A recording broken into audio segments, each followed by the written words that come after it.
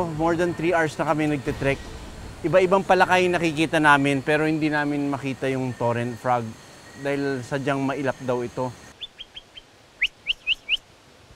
Yun. Narinig niyo yun?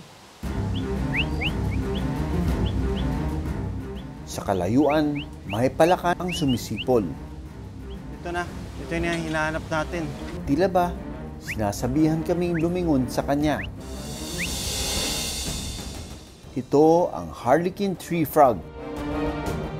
Pabilog ang snout o nguso nito.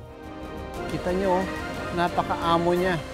Parang artista ito eh. Kahit anong gawin ko, sumusunod yung ulo. Gustong humarap ng camera. And look at those bulgy eyes. The big eyes to see and hunt their prey. Ayaw magpakita ng side.